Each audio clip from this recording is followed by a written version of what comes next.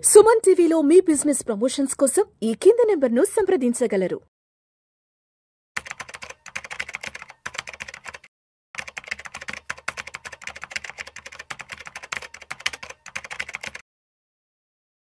Welcome to Vishnu talks. నేను మీ విష్ణు. ప్రస్తుతం నాతో పాటు NISM and CRISIL certified wealth manager Revanth Chalmala ఉన్నారు. వారితో మాట్లాడదాం. నమస్తే రేవంత్. నమస్తే sir. Revanth, welcome to Vishnu talks. Thank you. So Revanth, నా దగ్గర ఒక క్వశ్చనర్ ఉంది, చదివి వినిపిస్తాను. ఓకే అండి. మా పాప వయసు 10 సంవత్సరాలు. మా పాప పేరు మీద నెలకు 12,500 రూపాయల చొప్పున 15 సంవత్సరాల పాటు ఇన్వెస్ట్ చేద్దాం అనుకుంటున్నాము. అప్పటికి మా పాపకి 25 సంవత్సరాల వయసు వస్తుంది, పెళ్ళిడు వస్తుంది. కాబట్టి ఇప్పుడు మేము సుకన్య సమృద్ధి యోజనలో ఇన్వెస్ట్ చేయమంటారా, లేదంటే PPF లో ఇన్వెస్ట్ చేయమంటారా? ఏది సరైనదో దయచేసి తెలియచేయగలంటూ కూడా అడుగుతున్నారు. ఓకే, సో ఇక్కడ ఒక 2 విషయాల గురించి కూడా తెలుసుకోవాల్సిన అంశం ఉంది. సో సుకన్య సమృద్ధి యోజన అనేది మనకి ఆడపిల్లలు పుట్టిన దగ్గర నుంచి 14 ఏళ్ల ఏట వరకు మన ఇన్వెస్ట్మెంట్ పెట్టచ్చు. 18 ఏట కొంత తీసుకోవాలంటే తీసుకోవచ్చు, లేదా 21 ఏటకి తీసుకునే అవకాశాలు అయితే మనకు ఉన్నాయి. సో ఇక్కడ ఒక సమస్య ఏంటి అంటే మనం 14 ఏట వరకే కట్టగలుగుతాం. దాన్ని బియాండ్ కట్టడానికి అవకాశం లేదు కదా. Till the age of 14 we can pay money, అంతవరకు. అంతకుమించి మనం చేసే అవకాశం లేదు. సో అట్లా చేసుకుంటూ పోతే మాక్సిమం ఎంత అవుతుంది? మన దగ్గర ఒక 5 లక్షల రూపాయలు, 5 లక్షలు 6 లక్షల రూపాయలు వస్తాయి మనకు ఆ టైంకి, అంతే. అంతకుమించి పెద్ద ఎత్తున వచ్చే అవకాశాలు ఏం లేవు, రిటర్న్స్ అంత క్యాలిక్యులేట్ చేసినా కానీ. సరే, మనకి ఇంకొక ఆప్షన్ ఉంది, PPF అని చెప్పేసి మీరు మాట్లాడుతున్నారు. సో PPF లో అయితే మనకి ఏజ్ లిమిట్ ఏం లేదు, డెఫినెట్ గా దాన్ని ఇన్వెస్ట్ చేసుకుంటూ వెళ్ళొచ్చు. ఆ టైంకి మనం విత్డ్రా చేసి ఒక సెక్యూర్డ్ అమౌంట్ ఏదో వస్తుంది, దానికి అనుకూలంగా పాప పెళ్లి కోసం వాడచ్చు. కానీ ఇక్కడ ప్రశ్న ఏంటి అని అంటే, మీరు PPF లో పెట్టేటువంటి ఆ డబ్బులు మీ పాప పెళ్లికి సరిపోతాయా లేదా అనేది పెద్ద ప్రశ్న.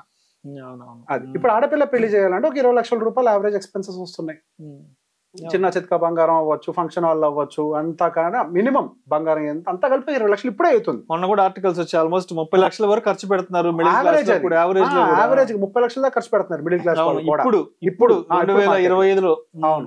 సో మనం ఓకే 20 అనుకుందాం వర్స్ట్ సినారియోలో. ఇక్కడ నుంచి మనం సరిగ్గా ఒక 10 సంవత్సరాలు 15 సంవత్సరాలు వెనక్కి వెళ్తే, అంటే ఇప్పుడు పాప పెళ్లికి ఒక 15 సంవత్సరాల టైం ఉంది కాబట్టి ఇలానే ఒకసారి 15 సంవత్సరాలు వెనక్కి వేసుకున్నాం. వెనక్కి వేసుకుంటే దాదాపు 2010 సంవత్సరం. 2010 సంవత్సరంలో మనకు ఒక 5 లక్షలు పెడితే పెళ్లి అయిపోయి, అంతకు మించి పెద్ద ఎత్తున ఖర్చులు కూడా అయిపోయేది. అంతే, ఏం లేదు. ఒక 5 లక్షలు పెట్టేస్తే డబ్బులు అంతా ఖర్చు అయిపోయాయి. అంటే మనకు కావాల్సిన పెళ్లి ఖర్చులు అన్ని కూడా అయిపోయాయి.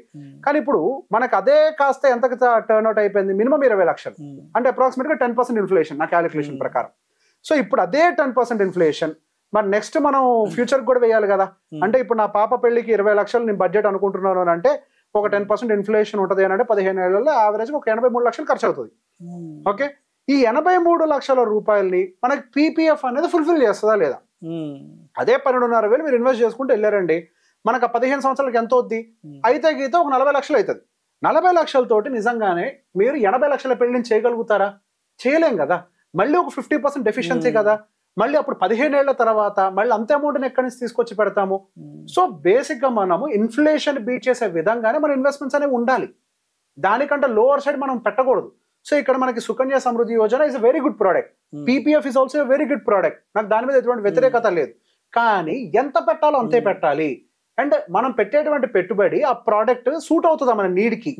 ఇక్కడ ఎగ్జాక్ట్ నీడ్ ఏంటి? 15 సంవత్సరాల తర్వాత మన ఖర్చులకి మన అవసరాలకి అమౌంట్ సరిపోద్దా లేదా అన్నది మనం ఐడెంటిఫై చేయగలగాలి. అంటే ఇప్పుడు 2025లో 20 లక్షలు ఖర్చు పెడుతున్నాం అంటే 2040 నాటికి అది ఎంత వరకు అవకాశం ఉంటుంది అమౌంట్ మనకు సరిపోవడానికి అనేది ఆలోచించాలి. జస్ట్ ఏదో మనకు అందులో పెట్టేస్తే సేఫ్ గా ఉంటది, అక్కడ మనకి ఏం కనపడుతుంది? సేఫ్ గా ఉందని కనపడుతుంది కదా. నేను ఏమంటానంటే అది సేఫ్ గా లేదని అంటాను. మీ డబ్బులు సగం పోయినాయి అని అంటాను నేను. ఎలా? సింపుల్, అక్కడ ఖర్చు 80 లక్షలు అయింది, కానీ మీరు సంపాదించిందేమో 40 లక్షలే కదా. అంటే మీ టార్గెట్ మీరు రీచ్ కాలేదు. సో అందుకోసమే మన నీడ్ అనాలిసిస్ అనేది ఉంటుంది. సూటబిలిటీ ఆఫ్ ద ప్రోడక్ట్ అని మాట్లాడుతూ ఉంటాం. మన నీడ్కి ఏ ప్రోడక్ట్ సూట్ అవుతుంది, మనకి ఏ ప్రోడక్ట్ సహజంగా ఈక్విటీ మార్కెట్స్ లో కొంతవరకు మనకి మ్యూచువల్ ఫండ్స్ లాంటివి కొంతవరకు సూటబిలిటీ మనకు సూట్ అవుతుంది. సో మనకి మ్యూచువల్ ఫండ్ లాంటి ప్రోడక్ట్స్ ఒక 15% రిటర్న్ తోటి సేమ్ 12,500 మనం ఇన్వెస్ట్ చేసుకుంటూ వెళ్ళినా కానీ ఒక 77 లక్షల వరకు కూడా మనం అక్యుములేట్ చేయడానికి ప్రాబబిలిటీ ఉంది ఈ 15 ఇయర్స్ లో, నెక్స్ట్ 15 ఇయర్స్ లో. అంటే మనకు ఒక 80 లక్షలు చిల్లర అనుకుంటున్నాం కానీ హియర్ అండ్ దేర్ మనం దాన్ని మ్యాచ్ అయ్యాం. సో ఎక్కడ 40 లక్షలు, ఎక్కడ 77 లక్షలు. సో సూటబిలిటీ అనే వర్డ్ ని ఎప్పుడు గుర్తుపెట్టుకోండి. నేను ఎంత దూరం ప్రయాణం చేయాలి, నేను తిరుపతి వెళ్తున్నాను, నేను తిరుపతికి ఖచ్చితంగా నేను ఒక 4-5 గంటల్లో చేరుకోవాలి, ఆ 4-5 గంటల్లో చేరుకోవడం కోసం నేను బస్ ఎక్కి వెళ్ళాలా, రైలు ఎక్కి వెళ్ళాలా, కార్లో వెళ్ళాలా, ఫ్లైట్ లో వెళ్ళాలా, సైకిల్ మీద వెళ్ళాలా, అంతే కదా. మీకు ఇంత టైం ఈజ్ ఆల్రెడీ ఫిక్స్డ్, దాని అయితే మనం మార్చలేం. అది 15 సంవత్సరాలు. సో ఈ టైంలో మనం రీచ్ అవ్వాలి అని అంటే దానికి ఏ వెహికల్ కావాలి, దాన్నే ఇన్వెస్ట్మెంట్ వెహికల్స్ అని అంటాం.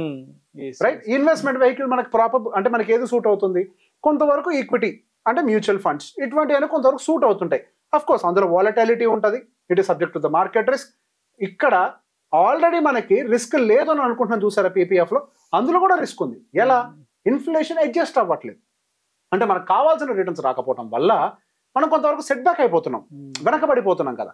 సో ఇన్ఫ్లేషన్ బీట్ చేసే విధంగా మనం కొంతవరకు తీసుకుంటే బెటర్ అడ్వాంటేజ్ ఉంటుంది. ఓకే మనకు అంత రిటర్న్స్ కాదు, ఇన్ఫ్లేషన్ మందమే వచ్చింది, సో బేసిక్గా మనం ఒక 10% లేదా ఒక 12% జనరేట్ చేసాం, 15 వద్దు 12% జనరేట్ చేసిన ఒక 60 లక్షలు వస్తాయి, అక్కడ 40 కదా, అయినా ఒక 20 లక్షల అడ్వాంటేజే ఉంది కదా. 15 వద్దు 12 వచ్చింది అనుకుందాం, 12 తోటైనా రీచ్ అవ్వడానికి అవకాశం దొరికింది, ఒక 60 లక్షల దాకా వచ్చి ఒక 20 లక్షలు మనం అరేంజ్ చేసుకుంటే సరిపోద్ది, పెళ్ళి అయిపోద్ది.